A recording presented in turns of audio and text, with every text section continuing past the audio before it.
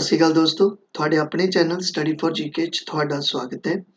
ਅੱਜ ਗੱਲ ਕਰਾਂਗੇ ਮਾਡਰਨ ਹਿਸਟਰੀ ਦੇ ਸੈਟ 1 ਦੀ। ਮਾਡਰਨ ਹਿਸਟਰੀ ਜੋ ਹਰੇਕ ਐਗਜ਼ਾਮ ਦੇ ਲਈ ਬਹੁਤ ਜ਼ਿਆਦਾ ਇੰਪੋਰਟੈਂਟ ਹੈ ਔਰ ਆਉਣ ਵਾਲੇ ਐਗਜ਼ਾਮਸ ਦੇ ਵਿੱਚ ਤੁਹਾਨੂੰ ਮਾਡਰਨ ਹਿਸਟਰੀ ਹੀ ਸਭ ਤੋਂ ਜ਼ਿਆਦਾ ਪੁੱਛੀ ਜਾਏਗੀ। ਤਾਂ ਬਿਨਾਂ ਦੇਰੀ ਸ਼ੁਰੂ ਕਰਦੇ ਹਾਂ। ਇਹ ਮਾਡਰਨ ਹਿਸਟਰੀ ਦਾ ਜੋ ਆਪਾਂ ਸੀਰੀਜ਼ ਸ਼ੁਰੂ ਕੀਤੀ ਹੈ, ਇਹ ਮਾਡਰਨ ਹਿਸਟਰੀ ਮੈਂ 1857 ਤੋਂ ਸ਼ੁਰੂ ਕੀਤੀ ਹੈ। ठीक है, तो ये तुसी याद रखनी है कि 1885 तो ना हो के ये 1857 तो ਆਪਾਂ ਸ਼ੁਰੂ ਕੀਤੀ ਹੈ ਔਰ ਇਹ ਪੰਜਾਬੀ ਔਰ ਇੰਗਲਿਸ਼ ਮੈਂ ਦੋਨਾਂ ਦੇ ਵਿੱਚ ਹੀ ਤੁਹਾਨੂੰ MCQ ਪ੍ਰੋਵਾਈਡ ਕਰਦੇ हैं। ठीक है, जिस तरह भी होए उस तरह ਤੁਸੀਂ ਇਸ ਨੂੰ ਯਾਦ ਜਿਹੜਾ ਹੈਗਾ ਉਹ ਕਰ ਲੈਣਾ। तो बिना देरी शुरू करते हैं।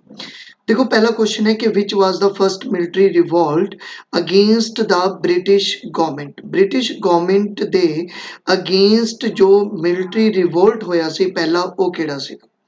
देखो जो सब तो पहला मिलिट्री रिवोल्ट होया सी वो सी वेलोर। ठीक है, वेलोर 1806 ਦੇ ਵਿੱਚ ਇੱਕ ਸੈਨਿਕ ਵਿਦਰੋਹ ਹੋਇਆ। ਤਾਮਿਲਨਾਡੂ ਦੇ ਵਿੱਚ ਇਹ ਜਗ੍ਹਾ ਪੈਂਦੀ ਹੈ वेलोर ਔਰ ਇਸ वेलोर ਨਾਮ ਦੀ ਜਗ੍ਹਾ ਤੇ ਹੀ ਸੈਨਿਕਾਂ ਨੇ ਜਿਹੜਾ ਸੀ ਉਹ ਸਭ ਤੋਂ ਪਹਿਲਾਂ ਵਿਦਰੋਹ ਕੀਤਾ ਸੀ। तो इस क्वेश्चन ਦਾ जो राइट आंसर बनेगा वो बनेगा 3 वेलोर। नेक्स्ट, ਹੇਠ ਲਿਖਿਆ ਵਿੱਚੋਂ ਕਿਹੜਾ ਸਥਾਨ 1857 ਦੇ ਵਿਦਰੋਹ ਦਾ ਕੇਂਦਰ ਨਹੀਂ ਰਿਹਾ। Which of the following place was not the center of the rebellion of 1857। तो 1857 ਦੇ ਵਿਦਰੋਹ ਦਾ ਜੋ ਮੇਨ ਸੈਂਟਰ ਨਹੀਂ ਰਿਹਾ ਉਹ ਕਿਹੜਾ ਨਹੀਂ ਰਿਹਾ, तो ਉਹ ਹੈ ਮਦਰਾਸ। ठीक है, ਬਿਹਾਰ, ਝਾਂਸੀ, ਕਾਨਪੁਰ ਵਰਗੇ ਜਿਹੜੇ ਏਰੀਆ ਸੀਗੇ ਉਹ 1857 ਦੇ ਮੇਨ ਸੈਂਟਰਾਂ ਦੇ ਵਿੱਚ ਗਿਣੇ ਜਾਂਦੇ, ਲੇਕਿਨ ਮਦਰਾਸ ਜਿਹੜਾ ਸੀਗਾ ਉੱਥੇ 1857 ਦਾ ਵਿਦਰੋਹ नहीं होया सीगा। तो इस क्वेश्चन का राइट आंसर है 2। नेक्स्ट चलते हैं। 1857 ਦੇ ਵਿਦਰੋਹ ਦਾ ਚਿੰਨ੍ਹ ਕੀ ਸੀ। ठीक है, what was the symbol of rebellion of 1857। तो 1857 ਦੇ ਵਿਦਰੋਹ ਦਾ ਜੋ ਸਿੰਬਲ ਰਿਹਾ ਉਹ ਕੀ ਰਿਹਾ, तो ਉਹ ਰਿਹਾ ਲੋਟਸ ਐਂਡ ਰੋਟੀ, ਜਿਹਨੂੰ ਆਪਾਂ ਇੱਥੇ ਬ੍ਰੈਡ ਲਿਖਿਆ ਹੋਇਆ, तो ਤੁਸੀਂ ਇੱਥੋਂ ਵੀ ਯਾਦ ਕਰ ਸਕਦੇ ਹੋ। ਕਮਲ ਅਤੇ ਰੋਟੀ ਜਿਹੜਾ ਸੀਗਾ ਉਹ 1857 ਦੇ ਵਿਦਰੋਹ ਦਾ ਮੇਨ ਚਿੰਨ੍ਹ ਸੀਗਾ। ठीक है, ਕਾਫੀ ਇੰਪੋਰਟੈਂਟ ਹੈ, ਇਹ ਚੀਜ਼ ਤੁਸੀਂ ਯਾਦ ਰੱਖਣੀ ਹੈ। ਇਹਨਾਂ ਵਿੱਚੋਂ ਕਿਹਨਾਂ ਨੇ 1857 ਦੇ ਵਿਦਰੋਹ ਦੀ ਰਣਨੀਤੀ ਲੰਡਨ ਵਿੱਚ ਜਾ ਕੇ ਬਣਾਈ ਸੀਗੀ। ਦੇਖੋ 1857 ਦੇ ਵਿਦਰੋਹ ਦੀ ਜੋ ਰਣਨੀਤੀ ਤਿਆਰ ਕੀਤੀ ਗਈ ਸੀ ਉਹ ਕੀਤੀ ਸੀ ਰਣੌਜੀ ਬਾਪੂ ਅਤੇ ਅਜੀਮੁੱਲਾ ਖਾਨ ਨੇ। ठीक है, ਰਣੌਜੀ ਬਾਪੂ ਅਤੇ ਅਜੀਮੁੱਲਾ ਖਾਨ ਨੇ ਇਹ ਜਿਹੜੀ ਸੀ ਰਣਨੀਤੀ ਤਿਆਰ ਕੀਤੀ ਸੀ, ਜੋ ਕਿ ਨਾਨਾ ਸਾਹਿਬ ਦੇ ਜਿਹੜੇ ਸੀਗੇ ਉਹ ਸੈਨਿਕ ਹੋਇਆ ਕਰਦੇ ਸਨ ਔਰ ਇਹਨਾਂ ਨੇ ਹੀ ਸਭ ਤੋਂ ਪਹਿਲਾਂ ਜਿਹੜੀ ਸੀ ਇਹ ਰਣਨੀਤੀ ਤਿਆਰ ਕੀਤੀ ਸੀ ਔਰ ਇਹਨਾਂ ਨੇ ਜੋ ਤਰੀਕ ਜੋ ਨਿਸ਼ਚਿਤ ਕੀਤੀ ਸੀ ਉਹ ਸੀ 31 ਮਈ। ਇਹ ਯਾਦ ਰੱਖਣਾ ਹੈ, 31 ਮਈ 1857 ਦੀ ਇਹ ਤਰੀਕ ਨਿਸ਼ਚਿਤ ਕੀਤੀ ਸੀ। ਪਰ ਤੁਹਾਨੂੰ ਪਤਾ ਹੀ ਹੈ ਕਿ 1857 ਦਾ ਜਿਹੜਾ ਵਿਦਰੋਹ ਸੀਗਾ ਉਹ ਸਟਾਰਟ ਹੋਇਆ ਸੀਗਾ 10 ਮਈ 1857 ਦੇ ਵਿੱਚ। तो ਇਹ ਆਪਣੀ ਨਿਸ਼ਚਿਤ ਤਰੀਕ ਤੋਂ ਜਿਹੜਾ ਸੀ ਉਹ ਪਹਿਲਾਂ ਸਟਾਰਟ ਹੋ ਗਿਆ ਸੀ। ਕਿਉਂ ਸਟਾਰਟ ਹੋਇਆ ਸੀ ਉਹ ਸਾਰੀ ਦੀ ਸਾਰੀ ਕਹਾਣੀ ਤੁਹਾਨੂੰ ਇਸ MCQs ਦੇ ਵਿੱਚ ਹੀ ਪ੍ਰੋਵਾਈਡ ਹੋ ਜਾਏਗੀ। ਨੈਕਸਟ ਚੱਲਦੇ ਹਾਂ। 1857 ਦੇ ਵਿਦਰੋਹ ਸਮੇਂ इंग्लैंड का प्रधानमंत्री कौन सी। Who was the prime minister of England during the 1857 rebellion. तो देखो 1857 ਦੇ ਸਮੇਂ ਦੀ ਜੋ ਕਹਾਣੀ ਹੈ ਅਗਰ ਆਪਾਂ ਉਹਦੀ ਦੇਖਿਆ ਜਾਏ, ਇਹਦਾ ਆਨਸਰ ਹੈ ਠੀਕ ਹੈ ਆਪਣੇ ਕੋਲੇ ਪਮਰਸਟਨ। ਹੁਣ अगर आप पूरी की पूरी कहानी देखिए तो 1857 ਦੇ ਵਿਦਰੋਹ ਦੇ ਸਮੇਂ PM ਪਮਰਸਟਨ हो गया। ठीक है, याद रखना तुसी। और अगर ਤੁਹਾਨੂੰ ਪੁੱਛ ਲੈਣ ਕਿ उस समय गवर्नर जनरल कौन सी, तो ਉਹ ਸੀ लॉर्ड कैनिंग। ਇਹ ਚੀਜ਼ ਤੁਸੀਂ ਯਾਦ ਰੱਖਣੀ ਹੈ। ਅਗਰ ਪੁੱਛ ਲੈਣ ਉਸ ਸਮੇਂ ਜੋ ਇੰਗਲੈਂਡ ਸੀ, ਉਸ ਇੰਗਲੈਂਡ ਦੀ ਉਸ ਸਮੇਂ ਦੀ ਕੁਈਨ ਕੌਣ ਸੀਗੀ, ਉਸ ਸਮੇਂ ਦੀ ਰਾਣੀ ਕੌਣ ਸੀ, तो ਉਹ ਸੀਗੀ ਵਿਕਟੋਰੀਆ। ठीक है, ਇਹ ਤੁਸੀਂ ਯਾਦ ਰੱਖਣਾ ਹੈ। ਔਰ ਅਗਰ ਤੁਹਾਨੂੰ ਪੁੱਛ ਲੈਣ ਕਿ ਇੰਡੀਆ ਦੇ ਵਿੱਚ ਉਸ ਸਮੇਂ ਦਿੱਲੀ ਦੇ ਵਿੱਚ ਜੋ ਬਾਦਸ਼ਾਹ ਸੀਗਾ, ਮੁਗਲ ਬਾਦਸ਼ਾਹ ਸੀ, ਉਹ ਸੀ ਬਹਾਦਰ ਸ਼ਾਹ ਜ਼ਫਰ 2। ठीक है, तो ਇਹ ਚੀਜ਼ ਤੁਸੀਂ ਜਿਹੜੀ ਹੈ ਉਹ ਯਾਦ ਰੱਖਣੀ ਹੈ। ਠੀਕ ਹੈ, ਇੱਕ ਕੁਐਸਚਨ ਤੁਹਾਨੂੰ ਹੋਰ ਪੁੱਛ ਲੈਂਦੇ ਆ ਕਿ 1857 ਦੇ ਵਿਦਰੋਹ ਨੂੰ ਕਿਸ ਗਜ਼ਲਗੋ ਨੇ, ਗਜ਼ਲਗੋ ਮਤਲਬ ਜੋ ਗਜ਼ਲ ਲਿਖਣ ਵਾਲਾ, तो ਰਾਈਟਰ, तो 1857 ਦੇ ਵਿਦਰੋਹ ਨੂੰ ਕਿਸ ਗਜ਼ਲਗੋ ਨੇ ਆਪਣੀ ਅੱਖੀ ਦੇਖਿਆ ਸੀ, तो ਉਹ ਸੀ ਮਿਰਜ਼ਾ ਗਾਲਿਬ। ਨਾਮ ਤੁਸੀਂ ਸਭ ਨੇ ਸੁਣਿਆ ਹੋਊਗਾ, ਮਿਰਜ਼ਾ ਗਾਲਿਬ। ठीक है, तो इस क्वेश्चन का जो राइट आंसर है वो है 3। आजादी की पहली जंग ठीक है 1857 तो 1859 ਇਹ ਕਿਤਾਬ ਕਿਸਨੇ ਲਿਖੀ ਮਤਲਬ who wrote the book the first Indian war of independence 1857 नाट तो देखो एक किताब लिखी है कार्ल मार्क्स ने ठीक है काफी इंपॉर्टेंट है तो याद रखियो कार्ल मार्क्स ਦੀ ਜਿਹੜੀ ਹੈਗੀ ਹੈ ਇਹ ਕਿਤਾਬ ਤੁਹਾਨੂੰ ਦੇਖਣ ਨੂੰ ਮਿਲੇਗੀ ਠੀਕ ਹੈ ਹੋਰ ਵੀ ਬਹੁਤ ਸਾਰੀਆਂ ਕਿਤਾਬਾਂ ਨੇ ਜਿਵੇਂ ਕਿ ਅਗਰ ਆਪਾਂ ਗੱਲ ਕਰੀਏ ਅਸ਼ੋਕ ਮਹਿਤਾ ਦੀ ਠੀਕ ਹੈ ਔਰ ਅਸ਼ੋਕ ਮਹਿਤਾ ਨੇ ਜੋ ਕਿਤਾਬ ਲਿਖੀ ਸੀ ਉਹ ਕਿਹੜੀ ਕਿਤਾਬ ਲਿਖੀ ਸੀ तो ਉਹ ਸੀ द ग्रेट रेबिलियन और अगर एस.एन. सैन की अगर मैं गल करा तो ये जो एस.एन. सैन है इन्होंने 1857 जो है किताब का नाम है वो लिखी है अगर मैं वी.डी. सावरकर की गल करा तो वी.डी. सावरकर की किताब है the Indian war of independence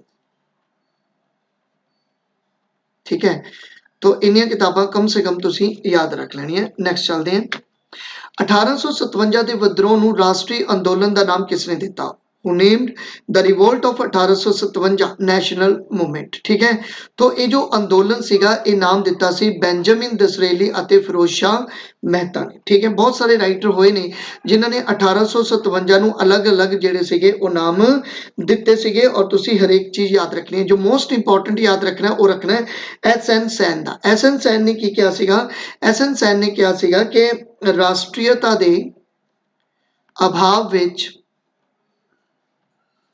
एक स्वतंत्रता संघर्ष सी ठीक है तो ये तुसी याद रखना है और भी बहुत सारे सीगे लेकिन आप बहुत ज्यादा इंपॉर्टेंट है मैं दोनों ही दसते ठीक है किसी ने पूछ लिया कि राष्ट्रीय आंदोलन का नाम किसने दिता बेंजामिन डिसरेली फिरोज शाह मेहता ने और अगर पूछना राष्ट्रीयता के अभाव विच एक स्वतंत्रता संग्राम किसने किया तो वो क्या एस.एन. सैन ठीक है तो ये दोनों चीजें याद रखनी 1857 ਦੇ ਵਿਦਰੋਹ ਦੇ ਰਾਜਨੀਤਿਕ ਕਾਰਨਾਂ ਵਿੱਚੋਂ ਇਹਨਾਂ ਵਿੱਚੋਂ ਕਿਹੜਾ ਸ਼ਾਮਲ नहीं ਸੀਗਾ ठीक है which of these was not included in the political cause of the rebellion of 1857 तो राजनीतिक ਕਾਰਨਾਂ ਵਿੱਚੋਂ ਇਹਨਾਂ ਵਿੱਚੋਂ ਕਿਹੜਾ ਨਹੀਂ ਸੀ तो ਉਹ ਸੀਗਾ ਜੀ ਆਪਣੇ ਕੋਲੇ ਚਰਬੀ ਵਾਲੇ ਕਾਰਤੂਸ ਯਾਨੀ ਕਿ ਫੈਟ ਕਾਰਟ੍ਰਿਜ ਦੀ ਗੱਲ ਕਰੀਏ तो ਚਰਬੀ ਵਾਲੇ ਕਾਰਤੂਸ ਦੀ ਗੱਲ ਕਰੀਏ तो ਤੁਹਾਨੂੰ ਪਤਾ ਹੀ ਹੈ ਇੱਕ ਇਨਫੀਲਡ ਰਾਈਫਲ ਜਿਹੜੀ ਸੀਗੀ ਠੀਕ ਹੈ ਉਹ ਤਿਆਰ ਕੀਤੀ ਗਈ ਸੀ ਇਸ ਰਾਈਫਲ ਦੇ ਵਿੱਚ ਜੋ ਕਾਰਟ੍ਰਿਜ ਪੈਂਦੀ ਸੀ ਉਹਦੇ ਵਿੱਚ ਗਾਂ ਅਤੇ ਸੂਰ ਦੀ ਜਿਹੜੀ ਸੀਗੀ ਉਹ ਚਰਬੀ ਲਗਾਈ ਜਾਂਦੀ ਸੀਗੀ ਠੀਕ ਹੈ तो चर्बी वाले कारतूस एक्चुअल ਦੇ ਵਿੱਚ ਇਹ ਇੱਕ ਇਮੀਡੀਏਟ ਕਾਜ਼ ਹੈ ਠੀਕ ਹੈ ਇੱਕ ਤੁਰੰਤ ਕਾਜ਼ ਹੈ ਇਮੀਡੀਏਟ ਕਾਜ਼ ਹੈ तो ਇਹ ਪੋਲੀਟੀਕਲ ਕਾਜ਼ ਨਹੀਂ ਹੈ ਕਿ ਪੋਲੀਟੀਕਲ ਕਾਜ਼ ਦੇ ਵਿੱਚ ਤੁਹਾਡੇ ਕੋਲੇ ਸਹਾਇਕ ਸੰਧੀ ਆ ਜੂਗੀ ਠੀਕ ਹੈ ਸਹਾਇਕ ਸੰਧੀ ਲਾਰਡ ਵੈਲਜ਼ਲੀ ਲੈ ਕੇ ਆਇਆ ਸੀ ਲੈਪਸ ਦੀ ਨੀਤੀ ਆ ਜੂਗੀ ਲੈਪਸ ਦੀ ਨੀਤੀ ਕੌਣ ਲੈ ਕੇ ਆਇਆ ਸੀ तो ਲੈਪਸ ਦੀ ਜੋ ਨੀਤੀ ਲੈ ਕੇ ਆਇਆ ਸੀਗਾ ਉਹ ਲੈ ਕੇ ਆਏ ਸੀ ਜੀ ਆਪਣੇ ਕੋਲੇ ਲਾਰਡ ਡਲਹੌਜੀ ਲੈ ਕੇ ਆਇਆ ਸੀ ਲੈਪਸ ਦੀ ਨੀਤੀ ਇਹ ਤੁਸੀਂ ਯਾਦ ਰੱਖਣਾ सहायक संधि ते सब तो पहला किन्ना ने दस्तखत किए मतलब who first sign the subsidiary alliance system तुहानू पता है सबसिडरी अलाइन सिस्टम जिहड़ा सीगा वो कौन लेके आया सीगा तो सबसिडरी जो अलाइन सिस्टम सी ये लेके आए सीगे लॉर्ड वेल्जली ठीक है तो लॉर्ड वेल्जली की कर रहे हैं कि ए अते बी दो राज्य है मान लो और ए नू भी अपनी अंग्रेजी सेना देती और बी नू भी अपनी अंग्रेजी सेना देती एक्चुअल दे विच अंग्रेजी सेना इंडिया दे विच आई लेकिन उसका खर्चा कौन चलता पिया राजे चलते पे तो यह है सबसिडरी अलाइन सिस्टम तो सबसिडरी अलाइन सिस्टम ते जो सब तो पहला साइन किते वो किते निजाम ऑफ हैदराबाद ठीक है तो याद रखना है निजाम ऑफ हैदराबाद ने सब तो पहला इन्हां ते साइन जेडे सीगे वो किते ठीक है लैप्स की नीति द्वारा किस राज ਨੂੰ ਸਭ ਤੋਂ ਪਹਿਲਾਂ ਅੰਗਰੇਜ਼ੀ ਰਾਜ ਵਿੱਚ ਮਿਲਾਇਆ ਗਿਆ ਸੀ ਕਿ which state was the first annexed to the British Empire by the policy of lapse तो लैप्स ਦੀ ਨੀਤੀ ਦੁਆਰਾ ਕਿਹੜਾ ਸਟੇਟ ਕੈਪਚਰ ਕੀਤਾ ਗਿਆ ਤਾਂ ਉਸ ਦਾ ਨਾਮ ਸੀ 1848 ਦੇ ਵਿੱਚ ਜਿਹੜਾ ਸੀਗਾ ਇਹ ਲਾਰਡ डलहौजी द्वारा ठीक है लॉर्ड डलहौजी द्वारा यह कैप्चर किया गया सी लॉर्ड डलहौजी का टाइम पीरियड ही 1848 तो 1856 बनता है तो पहला स्टेट ही 17 सी जो कैप्चर किया गया सी उस तो बाद जो सैकेंड स्टेट अगर तुहानू पूछना है तो वो सी पंजाब ठीक है तो पंजाब ਨੂੰ कैप्चर किया 1849 ਦੇ ਵਿੱਚ ठीक है और उस तो बाद अगर ਤੁਹਾਨੂੰ लास्ट पूछ लें कि लास्ट स्टेट ਕਿਹੜੀ ਸੀ जो लैप्स ਦੀ ਨੀਤੀ ਦੁਆਰਾ कैप्चर ਕੀਤੀ ਗਈ ਉਹ ਸੀ ਅਵਧ ਹਾਲਾਂਕਿ ਅਵਧ ਨੂੰ ਐਜ਼ ਅ ਕੁਸ਼ਾਸਨ ਦਾ ਆਧਾਰ ਬਣਾ ਕੇ कैप्चर ਕੀਤਾ ਗਿਆ ਸੀ ਇਹ ਤੁਸੀਂ ਯਾਦ ਰੱਖਣਾ ਹੈ 1856 ਦੇ ਵਿੱਚ ਠੀਕ ਹੈ 1856 ਦੇ ਵਿੱਚ ਅਵਧ ਨੂੰ ਕੁਸ਼ਾਸਨ ਦਾ ਆਧਾਰ ਬਣਾ ਕੇ ਹੀ ਜਿਹੜਾ ਸੀਗਾ ਉਹ ਕੈਪਚਰ ਕੀਤਾ ਗਿਆ ਸੀ ਤੇ ਬਹੁਤ ਸਾਰੇ ਬੱਚਿਆਂ ਨੂੰ ਇਹ ਪਤਾ ਹੋਏਗਾ ਕਿ ਜੋ ਲਾਸਟ ਸਟੇਟ ਐਕਚੁਅਲ ਦੇ ਵਿੱਚ ਕੈਪਚਰ ਕੀਤੀ ਸੀ ਉਹਦਾ ਨਾਮ ਹੈ ਕਰੋਲੀ लेकिन करौली जो लैप्स की नीति द्वारा कैप्चर किया गया सी इस नूं वापस करता सी ठीक है इस करके जो आखिरी स्टेट बनूगी वो अपनी अवध ही ਬਣੂਗੀ। ਠੀਕ ਹੈ, तो ਲੈਪਸ ਦੀ ਨੀਤੀ ਦੁਆਰਾ ਜੋ ਲਾਸਟ ਸਟੇਟ ਕੈਪਚਰ ਕੀਤੀ ਗਈ ਸੀ ਉਹ ਸੀਗੀ ਅਵਧ। ਅੱਛਾ, ਇੱਥੇ ਮੈਂ ਤੁਹਾਨੂੰ ਇਹ ਦੱਸਦਾ ਕਿ ਜੋ ਸਬਸਿਡਰੀ ਅਲਾਈਡ ਸਿਸਟਮ ਸੀ ਉਹਨਾਂ ਤੇ ਸਾਈਨ ਕਿਹਨਾਂ ਨੇ ਕੀਤੇ। ਤਾਂ ਦੇਖੋ ਮੈਸੂਰ ਨੇ ਸਾਈਨ ਕੀਤੇ ਸੀਗੇ 1798 ਦੇ ਵਿੱਚ। ਠੀਕ ਹੈ, ਉਸ ਤੋਂ ਬਾਅਦ ਤੰਜੋਰ ਨੇ ਸਾਈਨ ਕੀਤੇ ਸੀਗੇ 1799 ਦੇ ਵਿੱਚ। ਉਸ ਤੋਂ ਬਾਅਦ ਅਵਧ ਨੇ ਵੀ ਲੈਪਸ ਦੀ ਨੀਤੀ ਔਰ ਸਬਸਾਈਡਰੀ ਅਲਾਇੰਸ ਸਿਸਟਮ ਦੋਨੋਂ ਹੀ ਐਕਸੈਪਟ ਕੀਤੀਆਂ। ਤਾਂ ਅਵਧ ਵੀ 1801 ਦੇ ਵਿੱਚ ਸਬਸਾਈਡਰੀ ਅਲਾਇੰਸ ਸਿਸਟਮ ਨੂੰ ਸਾਈਨ ਕਰਦਾ ਹੈ। ਫਿਰ ਪੇਸ਼ਵਾ ਨੇ ਵੀ ਸਾਈਨ ਕੀਤੇ ਸੀਗੇ ਕੁੱਲ ਮਿਲਾ ਕੇ 1802 ਦੇ ਵਿੱਚ। ਔਰ ਫਿਰ ਉਸ ਤੋਂ ਬਾਅਦ ਭੌਂਸਲੇ, ਠੀਕ ਹੈ, ਇਹਨਾਂ ਨੇ ਸਾਈਨ ਕੀਤੇ 1803 ਦੇ ਵਿੱਚ। ਔਰ ਸਿੰਧੀਆ, ਠੀਕ ਹੈ, ਸਿੰਧੀਆ ਨੇ ਜੋ ਸਾਈਨ ਕੀਤੇ ਸੀ ਉਹ ਕੀਤੇ ਸੀ 1804 ਦੇ ਵਿੱਚ। ਔਰ ਕਿਹਾ ਜਾਂਦਾ ਹੈ ਕਿ ਅਗਰ ਸਿੰਧੀਆ ਅੰਗਰੇਜ਼ਾਂ ਦਾ ਸਾਥ ਨਾ ਦਿੰਦੇ ਤਾਂ ਅੰਗਰੇਜ਼ ਜਿਹੜਾ ਸੀ ਉਹ 1857 ਦੇ ਵਿੱਚ ਹੀ ਸਾਡਾ ਇੰਡੀਆ ਜਿਹੜਾ ਸੀਗਾ ਉਹ ਰਿਲੀਜ਼ ਕਰ ਦਿੰਦੇ। ਲੇਕਿਨ ਖੈਰ ਸਿੰਧੀਆ ਨੇ ਜੋ ਹੈ ਅੰਗਰੇਜ਼ਾਂ ਦਾ ਸਾਥ ਦਿੱਤਾ, ਇੰਡੀਆ ਦਾ ਸਾਥ ਨਹੀਂ ਦਿੱਤਾ। ਉਸ ਤੋਂ ਬਾਅਦ ਅਗਰ ਮੈਂ ਗੱਲ ਕਰਾਂ ਲੈਪਸ ਦੀ ਨੀਤੀ ਦੀ, ਤਾਂ ਲੈਪਸ ਦੀ ਨੀਤੀ ਦੇ ਵਿੱਚ ਪਹਿਲਾ ਸਟੇਟ ਤਾਂ 17 ਹੀ ਕੈਪਚਰ ਕੀਤਾ ਗਿਆ। ਫਿਰ ਉਸ ਤੋਂ ਬਾਅਦ ਸੰਬਲਪੁਰ ਅਤੇ ਉਸ ਤੋਂ ਬਾਅਦ ਜੈਤਪੁਰ। ਠੀਕ ਹੈ, ਫਿਰ ਉਸ ਤੋਂ ਬਾਅਦ ਉਦੈਪੁਰ ਨੂੰ ਕੈਪਚਰ ਕੀਤਾ ਇਹਨਾਂ ਨੇ। ਠੀਕ ਹੈ, ਫਿਰ ਉਸ ਤੋਂ ਬਾਅਦ ਝਾਂਸੀ ਕੈਪਚਰ ਕੀਤੀ ਗਈ। ਫਿਰ ਨਾਗਪੁਰ ਕੈਪਚਰ ਕੀਤਾ ਗਿਆ। ਠੀਕ ਹੈ, ਫਿਰ ਅਵਧ ਕੈਪਚਰ ਕੀਤਾ ਗਿਆ। ਠੀਕ ਹੈ, ਤਾਂ ਇਸ ਤਰ੍ਹਾਂ ਲੈਪਸ ਦੀ ਨੀਤੀ ਦੁਆਰਾ ਬਹੁਤ ਸਾਰੇ ਸਟੇਟ ਜਿਹੜੇ ਸੀਗੇ ਉਹ ਕੈਪਚਰ ਕੀਤੇ ਗਏ। ਔਰ ਜੋ ਵੀ ਲੈਪਸ ਦੀ ਨੀਤੀ ਸੀ ਉਹ ਕੀ ਸੀ ਇਹ ਤੁਸੀਂ ਮੈਨੂੰ ਕਮੈਂਟ 'ਚ ਦੱਸੋਗੇ। After which war Punjab was merge into the British umpire. तो किस लड़ाई तो बाद, किस युद्ध तो बाद पंजाब ਨੂੰ ਜਿਹੜਾ ਸੀਗਾ ਉਹ ਬ੍ਰਿਟਿਸ਼ ਅੰਪਾਇਰ ਦੇ ਵਿੱਚ ਮਿਲਾ ਲਿਆ ਗਿਆ ਸੀਗਾ। ਤਾਂ ਉਹ ਸੀ ਜੀ ਆਪਣੇ ਕੋਲੇ ਸੈਕਿੰਡ ਐਂਗਲੋ ਸਿੱਖ ਵਾਰ। ਠੀਕ ਹੈ, ਸੈਕਿੰਡ ਐਂਗਲੋ ਸਿੱਖ ਵਾਰ 1848-49 ਦੇ ਵਿੱਚ ਹੋਈ। ਉਸ ਸਮੇਂ ਜੋ ਪੰਜਾਬ ਦਾ ਰਾਜਾ ਸੀਗਾ ਉਹ ਕੌਣ ਸੀ? ਤਾਂ ਉਹ ਸੀ ਮਹਾਰਾਜਾ ਦਲੀਪ ਸਿੰਘ। ਮਹਾਰਾਜਾ ਦਲੀਪ ਸਿੰਘ। तो महाराजा दलीप सिंह ਜਿਹੜਾ ਸੀ ਇਸ ਨੇ ਜੋ ਸੀ ਈਸਾਈ ਧਰਮ ਨੂੰ ਜੁਆਇਨ ਕਰ ਲਿਆ ਸੀਗਾ। ਠੀਕ ਹੈ, ਇਹ ਤੁਸੀਂ ਯਾਦ ਰੱਖ ਸਕਦੇ ਹੋ। ਔਰ ਲੈਪਸ ਦੀ ਨੀਤੀ ਦੁਆਰਾ ਦੂਸਰਾ ਸਟੇਟ ਹੀ ਜਿਹੜਾ ਸੀ ਉਹ ਕੈਪਚਰ ਕੀਤਾ ਗਿਆ ਸੀ। ਔਰ 1849 ਦੇ ਵਿੱਚ ਹੀ ਮਹਾਰਾਜਾ ਦਲੀਪ ਸਿੰਘ ਤੋਂ ਜੋ ਗਿਫਟ ਕਰਵਾ ਦਿੱਤਾ ਗਿਆ ਸੀਗਾ ਕੋਹਿਨੂਰ ਹੀਰਾ, ਕਿਸ ਨੂੰ? ਵਿਕਟੋਰੀਆ। ਠੀਕ ਹੈ, ਇਹ ਵੀ ਤੁਸੀਂ ਯਾਦ ਰੱਖ ਸਕਦੇ ਹੋ। ਠੀਕ ਹੈ, ਨੈਕਸਟ ਚਲਦੇ ਹਾਂ। Which British officer stopped the king's pension and removed his name from coins? तो किस अंग्रेज अधिकारी ने ਬਾਦਸ਼ਾਹਾਂ ਦੀ ਪੈਨਸ਼ਨ, ਜੋ ਮੁਗਲ ਬਾਦਸ਼ਾਹ ਸੀਗੇ ਉਹਨਾਂ ਦੀ ਪੈਨਸ਼ਨ ਬੰਦ ਕਰ ਦਿੱਤੀ ਗਈ ਸੀ ਅਤੇ ਸਿੱਕਿਆਂ ਤੋਂ ਉਹਨਾਂ ਦੇ ਨਾਮ ਜਿਹੜੇ ਸੀਗੇ ਉਹ ਹਟਾ ਦਿੱਤੇ ਗਏ ਸੀ। ਦੇਖੋ ਮੈਂ ਤੁਹਾਨੂੰ ਸਾਰੇ ਹੀ ਕਨਸੈਪਟ ਦੱਸ ਦੂੰਗਾ। ਫਿਲਹਾਲ ਤੁਸੀਂ ਪੈਨਸ਼ਨ ਦੀ ਗੱਲ ਕਰੋ ਤਾਂ ਪੈਨਸ਼ਨ ਜਿਹੜੀ ਸੀ ਉਹ ਐਲਨ ਬਰੋ ਨੇ ਜਿਹੜੀ ਸੀਗੀ ਜਾਂ ਬੋਰੋ ਨੇ ਇਸ ਨੇ ਜਿਹੜੀ ਸੀਗੀ ਹਟਾਈ ਸੀਗੀ। ਠੀਕ ਹੈ, ਤਾਂ ਮੈਂ ਓਵਰਆਲ ਤੁਹਾਨੂੰ ਸਾਰੇ ਹੀ ਦੱਸ ਦੇਣਾ। देखो अगर ਤੁਹਾਨੂੰ ਪੁੱਛ ਲਿਆ ਜਾਵੇ ਕਿ ਬਈ ਦਿੱਲੀ ਤੇ ਜੋ ਅਧਿਕਾਰ ਕੀਤਾ ਸੀ ਇਹ ਕਿਸ ਨੇ ਕੀਤਾ ਸੀ। ਠੀਕ ਹੈ, ਤਾਂ ਦਿੱਲੀ ਤੇ ਜੋ ਅਧਿਕਾਰ ਕੀਤਾ ਗਿਆ ਸੀਗਾ ਉਹ ਕਿਸ ਨੇ ਕੀਤਾ ਸੀ? ਤਾਂ 1803 ਦੇ ਵਿੱਚ ਜੋ ਦਿੱਲੀ ਤੇ ਅਧਿਕਾਰ ਕੀਤਾ ਸੀ ਉਹ ਕੀਤਾ ਸੀ ਲਾਰਡ ਵੈਲਜ਼ਲੀ ਦੇ ਸਮੇਂ। ਠੀਕ ਹੈ, ਲਾਰਡ ਵੈਲਜ਼ਲੀ ਦੇ ਸਮੇਂ ਜਿਹੜਾ ਸੀਗਾ ਉਹ ਅਧਿਕਾਰ ਕੀਤਾ ਸੀਗਾ। ਠੀਕ ਹੈ, ਉਸ ਤੋਂ ਬਾਅਦ ਅਗਰ ਤੁਹਾਨੂੰ ਪੁੱਛ ਲੈਣ ਕਿ ਬਈ ਜੋ ਲਾਲ ਕਿਲੇ ਵਿੱਚ, ਠੀਕ ਹੈ, ਲਾਲ ਕਿਲੇ ਦੇ ਵਿੱਚ ਅਕਬਰ ਟੂ ਦੇ ਬਰਾਬਰ ਜਾ ਕੇ ਬੈਠਾ ਉਹ ਕੌਣ ਸੀ? ਲਾਲ ਕਿਲੇ ਦੇ ਵਿੱਚ ਅਕਬਰ ਟੂ ਦੇ ਬਰਾਬਰ ਜਾ ਕੇ ਬੈਠ ਗਿਆ ਸੀ, ਉਸਦਾ ਨਾਮ ਹੈ ਆਪਣੇ ਕੋਲੇ ਲਾਰਡ ਐਮ ਹਰਟਸ। ਠੀਕ ਹੈ, तो ਇਹ ਯਾਦ ਰੱਖਣਾ। ਇਸ ਤੋਂ ਇਹਦਾ ਭਾਵ ਇਹ ਹੈ ਕਿ ਦਿੱਲੀ ਦੇ ਵਿੱਚ ਜੋ ਮੁਗਲ ਹੈ ਉਹਨਾਂ ਦੀ ਹੁਣ ਇਨਸਲਟ ਕੀਤੀ ਜਾ ਰਹੀ ਹੈ। ਉਹਨਾਂ ਨੂੰ ਕਿਵੇਂ ਨਾ ਕਿਵੇਂ ਦਿੱਲੀ ਤੋਂ ਬਾਹਰ ਭੇਜਣ ਦੇ ਜਿਹੜੇ ਹੈਗੇ ਆ ਉਹ ਪੂਰੇ ਦੇ ਪੂਰੇ ਜਿਹੜੇ ਹੈ ਉਹ ਕਹਿ ਲਓ ਕਿ ਕਿਆਸ ਕੀਤੇ ਜਾ ਰਹੇ। ਠੀਕ ਹੈ, ਉਸ ਤੋਂ ਬਾਅਦ ਅਗਰ ਤੁਹਾਨੂੰ ਪੁੱਛ ਲੈਣ ਕਿ ਬਾਦਸ਼ਾਹਾਂ ਦੇ ਜਿਹੜੇ ਸੀਗੇ ਉਹ ਅਧਿਕਾਰ ਖੋਲੇ ਗਏ ਸੀਗੇ। ਠੀਕ ਹੈ, ਤੋਂ ਮੁਗਲ ਜਿਹੜੇ ਸੀਗੇ ਬਾਦਸ਼ਾਹ, ਠੀਕ ਹੈ, ਉਹਨਾਂ ਦੇ ਅਧਿਕਾਰ ਖੋਲੇ ਗਏ ਸੀਗੇ। ਤਾਂ ਇਹ ਅਧਿਕਾਰ ਕਿਹਨੇ ਖੋਏ ਸੀਗੇ? ਤਾਂ ਯਾਦ ਰੱਖਿਓ ਅਧਿਕਾਰ ਖੋਲੇ ਤਾਂ ਇਹ ਅਧਿਕਾਰ ਕਿਹਨਾਂ ਨੇ ਖੋਏ ਸੀ? ਇਹ ਅਧਿਕਾਰ ਖੋਏ ਸੀ 1842 ਦੇ ਵਿੱਚ ਲਾਰਡ ਆਕਲੈਂਡ ਨੇ। ਠੀਕ ਹੈ, ਤਾਂ ਯਾਦ ਰੱਖਣਾ ਲਾਰਡ ਆਕਲੈਂਡ ਨੇ ਇਹ ਅਧਿਕਾਰ ਜਿਹੜੇ ਸੀਗੇ ਉਹ ਖੋਏ ਸੀ। ਠੀਕ ਹੈ, ਅੱਛਾ ਉਸ ਤੋਂ ਬਾਅਦ ਜਿਹੜੀ ਸੀਗੀ ਉਹ ਪੈਨਸ਼ਨ ਬੰਦ ਕਰ ਦਿੱਤੀ ਗਈ ਸੀ। ਪੈਨਸ਼ਨ ਮੈਂ ਤੁਹਾਨੂੰ ਦੱਸ ਹੀ ਦਿੱਤਾ ਕਿ ਪੈਨਸ਼ਨ ਜਿਹੜੀ ਸੀਗੀ ਉਹ ਕਿਸ ਨੇ ਬੰਦ ਕੀਤੀ ਸੀਗੀ। ਠੀਕ ਹੈ, ਉਸ ਤੋਂ ਬਾਅਦ 1856 ਦੀ ਅਗਰ ਮੈਂ ਗੱਲ ਕਰਾਂ 1856 ਦੀ ਅਗਰ ਗੱਲ ਕਰਾਂ ਤਾਂ ਲਾਰਡ ਡਲਹੌਜੀ ਨੇ ਕੀ ਕੀਤਾ? ਲਾਰਡ ਡਲਹੌਜੀ ਨੇ ਇਹਨਾਂ ਨੂੰ ਲਾਲ ਕਿਲਾ ਛੱਡਣ ਲਈ ਵੀ ਕਹਿਤਾ। ਠੀਕ ਹੈ, ਲਾਲ ਕਿਲੇ ਚੋਂ ਇਹਨਾਂ ਨੂੰ ਬਾਹਰ ਕੱਢ ਕੇ ਐਕਚੁਅਲ ਦੇ ਵਿੱਚ ਦਿੱਲੀ ਦੇ ਵਿੱਚ ਹੀ ਜੋ ਮਹਿਰੌਲੀ ਜਗ੍ਹਾ ਹੈ ਉੱਥੇ ਭੇਜ ਦਿੱਤਾ ਗਿਆ।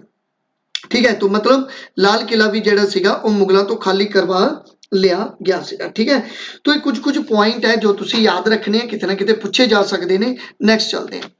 1857 ਦੇ ਵਿਦਰੋਹ ਦਾ ਕਿਹੜਾ ਕਾਰਨ ਆਰਥਿਕ ਕਾਰਨਾਂ ਦਾ ਹਿੱਸਾ ਮੰਨਿਆ ਜਾ ਸਕਦਾ ਹੈ। ਮਤਲਬ which of the reason for the rebellion of 1857 can be consider as a part of economic reason. तो ਇਹਨਾਂ ਵਿੱਚੋਂ ਕਿਹੜਾ ਇਕਨੋਮਿਕ ਕਾਰਨ ਸੀਗਾ? ਤਾਂ ਦੇਖੋ ਪਹਿਲੀ ਗੱਲ ਤਾਂ ਡੀਸੈਂਟਰਲਾਈਜੇਸ਼ਨ ਕੀਤਾ ਇੰਡੀਆ ਦਾ, ਠੀਕ ਹੈ, ਬਿਲਕੁਲ ਭਾਰਤ ਦਾ ਅਨਉਦਯੋਗੀਕਰਨ ਜਾਂ ਕਹਿ ਲਓ ਕਿ ਭਾਰਤ ਦਾ ਅਨਉਦਯੋਗੀਕਰਨ ਕਰ ਦਿੱਤਾ ਗਿਆ, ਠੀਕ ਹੈ। ਜੋ ਪੁਰਾਣੇ ਉਦਯੋਗ ਸੀਗੇ ਇੰਡੀਆ ਦੇ ਉਹ ਖਤਮ ਕਰ ਦਿੱਤੇ ਗਏ। ਉਸ ਤੋਂ ਬਾਅਦ ਕਮਰਸ਼ੀਅਲਾਈਜੇਸ਼ਨ ਕਰ ਦਿੱਤਾ ਗਿਆ ਐਗਰੀਕਲਚਰ ਦਾ, ਕਿਉਂਕਿ ਉਸ ਸਮੇਂ ਐਗਰੀਕਲਚਰ ਜਾਂ ਤਾਂ ਰਾਈਸ ਹੋਏਗਾ ਜਾਂ ਵੀਟ ਹੋਏਗਾ, ਲੇਕਿਨ ਇਹਨਾਂ ਅੰਗਰੇਜ਼ਾਂ ਨੇ ਕੀ ਕੀਤਾ, ਦੋਨਾਂ ਨੂੰ ਹਟਾ ਕੇ ਨੀਲ ਜਾਂ ਤੰਬਾਕੂ ਦੀ ਖੇਤੀ ਕਰਵਾਉਣਾ ਸ਼ੁਰੂ ਕਰਤਾ। ਨਿਊ ਰੈਵਨਿਊ ਸਿਸਟਮ ਆਇਆ, ਤੁਹਾਨੂੰ ਪਤਾ ਹੀ ਹੈ ਕਿ ਤਿੰਨ ਆਪਾਂ ਰੈਵਨਿਊ ਜਿਹੜੇ ਹੈਗੇ ਆ ਉਹ ਸਿਸਟਮ ਪੜ੍ਹਦੇ ਹਾਂ, ਕਾਫੀ ਇੰਪੋਰਟੈਂਟ ਟੌਪਿਕ ਵੀ ਤੁਹਾਡੇ ਲਈ ਇਹ ਬਣ ਜਾਂਦਾ ਹੈਗਾ ਕਿ ਤਿੰਨ ਜਿਹੜੇ ਸੀਗੇ ਉਹ ਰੈਵਨਿਊ ਸਿਸਟਮ ਹੈ। ਇੱਕ ਹੈ ਸਥਾਈ ਬੰਦੋਬਸਤ, ਠੀਕ ਹੈ। ਇਹ ਸਥਾਈ ਬੰਦੋਬਸਤ ਜਿਹੜਾ ਸੀਗਾ ਇਹ ਲਾਰਡ ਕਾਰਨਵਾਲਿਸ ਦੇ ਸਮੇਂ ਆਇਆ ਸੀ, ਲਾਰਡ ਕਾਰਨਵਾਲਿਸ ਦੇ ਸਮੇਂ ਆਇਆ, ਔਰ ਇਹ 19% ਏਰੀਏ ਤੇ ਲੱਗਦਾ ਸੀਗਾ ਔਰ 10/11 ਹਿੱਸਾ ਲਿੱਤਾ ਜਾਂਦਾ ਸੀ। ਪਹਿਲਾ ਹੋ ਗਿਆ। ਦੂਸਰੀ ਅਗਰ ਮੈਂ ਗੱਲ ਕਰਾਂ ਉਹ ਸੀਗੀ ਆਪਣੇ ਕੋਲੇ ਰਵਾਇਤਵਾੜੀ, ਠੀਕ ਹੈ। तो रवायतवाड़ी प्रथा या रवायतवाड़ी सिस्टम आया और रवायतवाड़ी सिस्टम ਜਿਹੜਾ ਸੀ ਉਹ ਲਾਰਡ ਹੈਸਟਿੰਗ ਦੇ ਸਮੇਂ, ਠੀਕ ਹੈ, ਲਾਰਡ ਹੈਸਟਿੰਗ ਜਿਹੜਾ ਸੀਗਾ ਉਸਦੇ ਸਮੇਂ ਆਇਆ ਔਰ ਇਹ ਜੋ ਸੀਗਾ ਇਹ 51% ਹਿੱਸੇ ਤੇ ਲੱਗਦਾ ਸੀਗਾ ਔਰ 50% ਜਿਹੜਾ ਸੀ ਟੈਕਸ ਲਿੱਤਾ ਜਾਂਦਾ ਸੀ, 1/2% ਟੈਕਸ ਜਿਹੜਾ ਸੀ ਉਹ ਕਲੈਕਟ ਕਰ ਲਿਆ ਜਾਂਦਾ ਸੀ। ਉਸ ਤੋਂ ਬਾਅਦ ਆਪਣੇ ਕੋਲੇ ਮਹਿਲਵਾੜੀ ਪ੍ਰਥਾ। अगर मैं महलवाड़ी प्रथा की गल करा तो यह तकरीबन 30% हिस्से ते लगता सीगा और यह 66% जिहड़ा सी वो टैक्स वसूलिया ਜਾਂਦਾ ਸੀ। तो इस तरह न्यू रेवन्यू सिस्टम भी आए और फ्री ट्रेड पॉलिसी आई 1813 ਦੇ ਵਿੱਚ। फ्री ट्रेड पॉलिसी ਦੇ ਵਿੱਚ ਕੀ ਹੋਇਆ ਕਿ ਇੰਗਲੈਂਡ ਦੀਆਂ ਬਹੁਤ ਸਾਰੀਆਂ ਕੰਪਨੀਆਂ ਇੰਡੀਆ ਚ ਆ ਗਈਆਂ ਔਰ ਬਹੁਤ ਸਾਰੀਆਂ ਕੰਪਨੀਆਂ ਨੇ ਆ ਕੇ ਇੰਡੀਆ ਦੇ ਵਿੱਚ ਵਪਾਰ ਕਰਨਾ ਸ਼ੁਰੂ ਕਰਤਾ। ਪਹਿਲਾਂ ਸਿਰਫ ਇੱਕੋ ਇੱਕ ਕੰਪਨੀ ਸੀ ਈਸਟ ਇੰਡੀਆ ਕੰਪਨੀ, ਲੇਕਿਨ ਹੁਣ ਬਹੁਤ ਸਾਰੀਆਂ ਕੰਪਨੀਆਂ ਇੰਡੀਆ ਦੇ ਵਿੱਚ ਆ ਗਈਆਂ ਸੀ। तो इस क्वेश्चन ਦਾ जो राइट आंसर है वो है all of the above. General service enlistment act ਕਦੋਂ ਲਾਗੂ ਕੀਤਾ ਗਿਆ? तो ਇਹ ਜੋ general service enlistment act enact ਹੋਇਆ ਇਹ ਕਦੋਂ ਹੋਇਆ ਸੀ? तो देखो ਇਹ ਜੋ ਇਨਲਿਸਟਮੈਂਟ ਐਕਟ ਆਇਆ ਸੀਗਾ 1856 ਦੇ ਵਿੱਚ, ਠੀਕ ਹੈ। ਇਹ 1856 ਦੇ ਵਿੱਚ ਆਇਆ ਸੀ ਔਰ ਇਸ ਦੇ ਵਿੱਚ ਜਿੰਨੇ ਵੀ ਇੰਡੀਅਨ ਸੈਨਿਕ ਸੀਗੇ, ਇੰਡੀਅਨ ਨਿਊ ਜੋ ਰਿਕਰੂਟਮੈਂਟ ਹੁੰਦੀ ਸੀ, ਨਿਊ ਭਰਤੀ ਹੁੰਦੀ ਸੀ, ਉਸ ਨੂੰ ਫੋਰਨ ਦੇ ਵਿੱਚ ਮਤਲਬ ਬਾਹਰ ਜਾ ਕੇ ਵੀ ਟ੍ਰੇਨਿੰਗ ਲੈਣੀ ਪੈਂਦੀ ਸੀ ਔਰ ਬਾਹਰ ਜਾ ਕੇ ਵੀ ਲੜਾਈ ਲੜਨੀ ਪੈਂਦੀ ਸੀ। ਲੇਕਿਨ ਉਸ ਸਮੇਂ ਦਿੱਕਤ ਇਹ ਸੀਗੀ ਕਿ ਜੋ ਹਿੰਦੂ ਸੀ, ਕੱਟੜ ਹਿੰਦੂ ਸੀ, ਠੀਕ ਹੈ, ਜਾਂ ਸਨਾਤਨ ਧਰਮ ਦੇ ਸੀਗੇ, ਜੋ ਵੀ ਸੈਨਿਕ ਸੀਗੇ, ਮਤਲਬ ਜੋ ਬਾਹਰ ਨਹੀਂ ਜਾਣਾ ਚਾਹੁੰਦੇ ਸੀ, ਕਿਉਂਕਿ ਉਹ ਚਾਹੁੰਦੇ ਸੀਗੇ, ਉਹ ਸਮਝਦੇ ਸੀਗੇ ਕਿ ਅਗਰ ਅਸੀਂ ਬਾਹਰ ਜਾਵਾਂਗੇ ਤਾਂ ਸਾਡਾ ਧਰਮ ਕੀ ਹੋ ਜਾਏਗਾ, ਭ੍ਰਿਸ਼ਟ ਹੋ ਜਾਏਗਾ। तो इस करके वो बाहर जाके सर्विस नहीं करना चाहते थे। लेकिन ये शर्त रख दी गई सी कि जो भी नवी रिक्रूटमेंट आएगी उसनों बाहर जाके ट्रेनिंग लैनी पेगी और अगर इंग्लैंड भेजेगा उन्होंने किसी दूसरी लड़ाई ते तां भी उसनों उन्होंने जाना पेगा, ठीक है। तो नैक्सट चलते हैं। उस तो बाद है अपने कोले चर्बी वाले कारतूस के प्रयोग का पहली बार विरोध कित्थे किया गया, मतलब जो फर्स्ट अपोज किया गया फैट कार्टरेज नूं वो कित्थे जिहड़ा सीगा वो किया गया सीगा। देखो एक्चुअल दे विच जदों ये पता लग्या कि जिहड़ी इनफील्ड राइफल है उस इनफील्ड राइफल दे विच जो कार्टरेज है उहदे विच गां अते सूर दा मांस लग्या होया है, तो खास करके हिंदू ਅਤੇ ਮੁਸਲਮਾਨਾਂ ਨੇ ਇਸ ਦਾ ਜਿਹੜਾ ਸੀ ਉਹ ਵਿਰੋਧ ਕਰਨਾ ਸ਼ੁਰੂ ਕੀਤਾ ਔਰ ਜਦੋਂ ਇਹ ਵਿਰੋਧ ਕਰਨਾ ਸ਼ੁਰੂ ਕੀਤਾ ਤਾਂ ਸਭ ਤੋਂ ਪਹਿਲਾਂ ਜਿਹੜਾ ਇਹ ਵਿਰੋਧ ਹੋਇਆ ਸੀਗਾ ਉਹ ਹੋਇਆ ਸੀਗਾ 29 ਮਾਰਚ, ठीक है, 1857 ਦੇ ਵਿੱਚ। ਇਹ ਸਭ ਤੋਂ ਪਹਿਲਾਂ ਬੈਰਕਪੁਰ ਛਾਉਣੀ ਦੇ ਵਿੱਚ ਵਿਰੋਧ ਹੋਇਆ ਸੀ ਜੋ ਕਿ ਉਸ ਸਮੇਂ ਮੁਰਸ਼ਿਦਾਬਾਦ, ਠੀਕ ਹੈ, ਮੁਰਸ਼ਿਦਾਬਾਦ ਦਾ ਏਰੀਆ ਸੀਗਾ, ਇਹ ਤੁਸੀਂ याद रखना है। तो मुर्शिदाबाद ਦੇ ਵਿੱਚ ਬੈਰਕਪੁਰ ਛਾਉਣੀ ਉੱਥੇ ਸਭ ਤੋਂ ਪਹਿਲਾਂ ਵਿਦਰੋਹ ਹੋਇਆ ਜਿਸ ਨੂੰ ਤੁਸੀਂ ਮੰਗਲ ਪਾਂਡੇ ਦੇ ਵਿਦਰੋਹ ਨਾਲ ਵੀ ਜਾਣਦੇ ਹੋ, ਕਿਉਂਕਿ ਇਸ ਸਮੇਂ ਬੈਰਕਪੁਰ ਦੇ ਵਿੱਚ ਹੀ ਮੰਗਲ ਪਾਂਡੇ ਸੀਗਾ ਔਰ ਬੈਰਕਪੁਰ ਦੇ ਵਿੱਚ 34 ਨੇਟਿਵ ਇਨਫੈਂਟਰੀ ਦੇ ਵਿੱਚ ਹੀ ਮਤਲਬ 34 ਨੇਟਿਵ ਇਨਫੈਂਟਰੀ ਦਾ ਸੈਨਿਕ ਸੀ ਮੰਗਲ ਪਾਂਡੇ ਔਰ ਇੱਥੇ ਹੀ ਇਸ ਨੇ ਵਿਦਰੋਹ ਕੀਤਾ ਸੀ। ਮੇਰਠ ਵਿੱਚ ਵਿਦਰੋਹ ਦੀ ਅਗਵਾਈ ਕਿਸਨੇ ਕੀਤੀ ਅਤੇ ਕਾਲੀ ਪਲਟਨ ਤੋਂ 10 ਮਈ ਨੂੰ ਵਿਦਰੋਹ ਦੀ ਘੋਸ਼ਣਾ ਕਿੱਥੇ ਕੀਤੀ? तो देखो दूसरा जो इंसीडेंट होया, ये पहला इंसीडेंट है जो बैरकपुर ਦੇ ਵਿੱਚ ਹੋਇਆ और दूसरा इंसीडेंट जो होया वो होया 24 अप्रैल 1857 ਦੇ ਵਿੱਚ, ठीक है। 24 अप्रैल 1857 ਦੇ ਵਿੱਚ 99 ਜੋ ਘੋੜਸਵਾਰ ਸੀ ਸੈਨਿਕ ਸੀਗੇ, ਜੋ ਘੋੜਸਵਾਰ ਸੀਗੇ, ਇਹਨਾਂ ਨੇ ਕੀ ਕੀਤਾ, ਇਹਨਾਂ ਨੇ ਵਿਦਰੋਹ ਕੀਤਾ ਲੇਕਿਨ ਇਹਨਾਂ ਦੇ ਵਿੱਚੋਂ ਕੁਝ ਪਰਸਨ ਨੂੰ ਅਰੈਸਟ ਕਰ ਲਿਆ ਗਿਆ। ਕਹਿੰਦੇ ਨੇ ਟੋਟਲ 85 ਬੰਦਿਆਂ ਨੂੰ ਅਰੈਸਟ ਕੀਤਾ ਗਿਆ, ਉਹਨਾਂ ਨੂੰ ਜਿਹੜਾ ਸੀ ਉਮਰ ਕੈਦ ਦੀ ਸਜ਼ਾ ਦਿੱਤੀ ਗਈ। ਲੇਕਿਨ ਜੋ ਬਾਕੀ ਸੀਗੇ ਉਹਨਾਂ ਬਾਕੀਆਂ ਵਿੱਚੋਂ ਇੱਕ ਪਰਸਨ ਸੀ ਆਪਣੇ ਕੋਲੇ ਉਹਨਾਂ ਦਾ ਨਾਮ ਸੀ ਕਦਮ ਸਿੰਘ, ਠੀਕ ਹੈ।